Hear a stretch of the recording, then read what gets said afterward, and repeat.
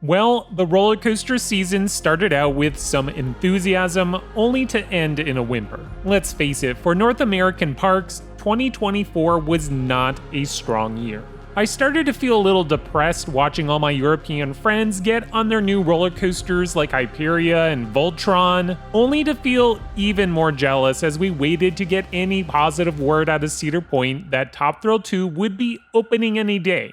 I know, this year isn't over, but the summer season will be officially wrapping up in less than a few days. Before you know it, parks will be setting out their creepy decorations, and Halloween will be in full swing. I knew going into this coaster season that 2024 was going to be an off year, which I was okay with. There were still some decent new additions happening, and that would be more than enough to tide me over until next year when some bigger additions would be opening.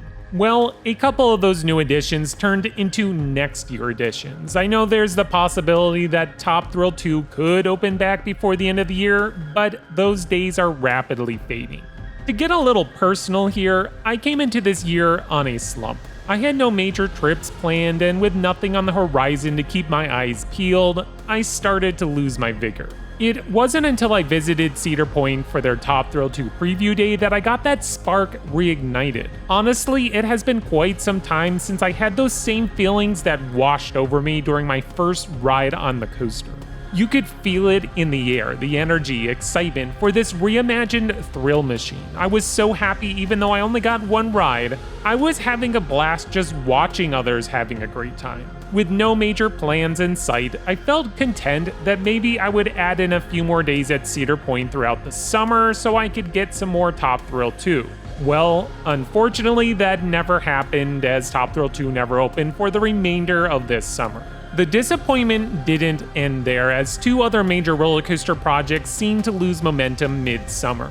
Flash Vertical Velocity was supposed to open over at Six Flags Great Adventure, only to be delayed until next year. I was baffled by its construction process. The ride went from nothing to almost complete in a few weeks, only then to come to a crashing halt. Even more of a disappointment as I was planning on visiting Six Flags Great Adventure regardless.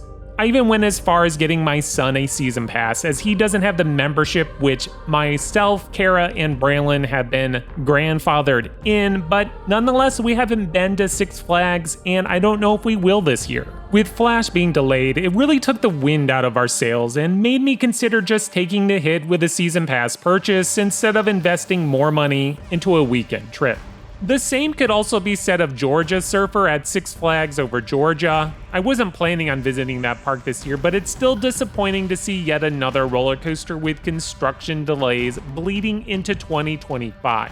I guess this has become the expectation for Six Flags. Going as far back as West Coast Racers, their roller coaster projects continue to be delayed, either opening late in the season or just bumped into the following year. Now that Cedar Fair Six Flags merger is complete, I'm really hoping that Cedar Fair type management will get these projects back on track. Other disappointments, even my home park of Kennywood has had steel curtain closed for the whole year. It's sad seeing this massive roller coaster standing idle for so long with honestly no idea what needs to be fixed or when it will happen. I saw a crane on site a few weeks back, but not sure if anything actually took place other than more analysis of the structure. Knowing that Steel Curtain was closed for the year and Top Thrill 2 reopening was nowhere in sight, I was hoping that Iron Menace would fill that void this summer. Unfortunately, that was not the case for me. As much as I like dive coasters, Iron Menace was a real big swing and a miss by B&M. I'm just surprised how bad its rattle and transitions can be for a brand new roller coaster. It's a shame because I really wanted to love this ride. The theming was neat, the layout looked solid, and this was something desperately needed for Dorney Park, but I guess B&M didn't deliver.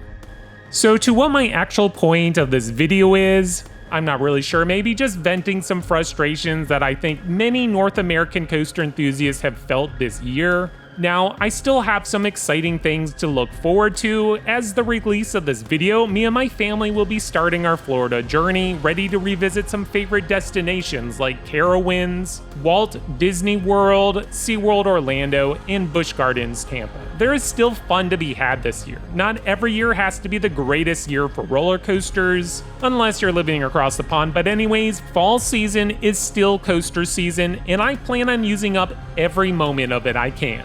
Until next time, this is X Screen Thrills.